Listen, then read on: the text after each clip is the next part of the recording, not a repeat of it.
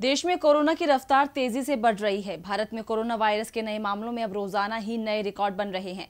देश में पिछले 24 घंटों में 83,441 नए मामले सामने आए हैं। देश में अब कोरोना संक्रमितों की कुल संख्या 40 लाख के करीब पहुंच गई है। वहीं दुनिया भर में भी कोरोना की रफ्तार थमने का नाम नहीं ले रही है। अब आपको बताते हैं देश और दुनिया में क्या है कोरोना की स्थिति। भारत में कोरोना वायरस से संक्रमण के केस लगातार बढ़ रहे हैं। पिछले 24 घंटे में देश में कोरोना के 83,341 नए मामले सामने आए हैं। वहीं 1,096 लोगों की जान चली गई है। देश में अब कुल संक्रमितों की संख्या 39,36,000 हो गई है। इनमें से 68,472 लोगों की मौत हो चुकी है।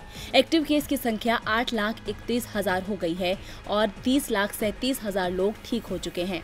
संक्रमण के सक्रिय मामलों की संख्या की तुलना में स्वस्थ हुए लोगों की संख्या करीब 3 गुना ज्यादा है।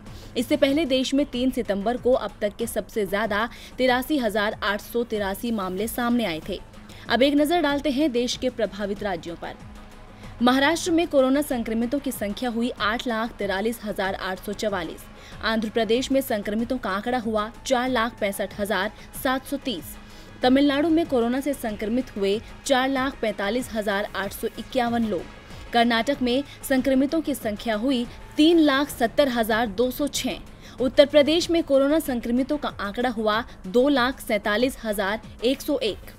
ICMR की रिपोर्ट के मुताबिक कोरोना वायरस के 54% मामले 18 साल से 44 साल की उम्र के लोगों के हैं, लेकिन कोरोना वायरस से होने वाली 51% मौतें 60 साल और उससे ज्यादा उम्र के लोगों में हुई है। 3 सितंबर तक कोरोना वायरस के कुल 4,66,00,000 सैंपल टेस्ट किए जा चुके हैं, जिनमें से 11 लाख सैंपल की टेस्टिंग कल यानी 24 घंटे में की गई। टेस्ट में पॉजिटिविटी रेट 7% से कम है। साथ ही दुनिया भर में कोरोना के आंकड़ों की अगर बात करें तो संक्रमितों की संख्या हुई 2,64,56,000। महामारी से जान गंवाने वालों की संख्या 8,72,492। कोरोना को मात देने वालों का आंकड़ा 1,86,00,000। कुल एक्टिव केस 69,38,000।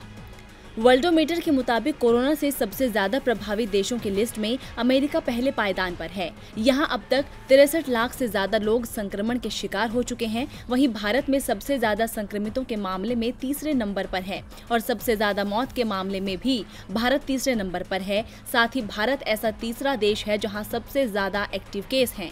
लेकिन राहत की बात है कि मृत्यु दर और एक्टिव केस रेट में लगातार गिरावट दर्ज की जा रही है। इसके साथ ही रिकवरी रेट की दर 77% हो गई है। DB लाइव की रिपोर्ट।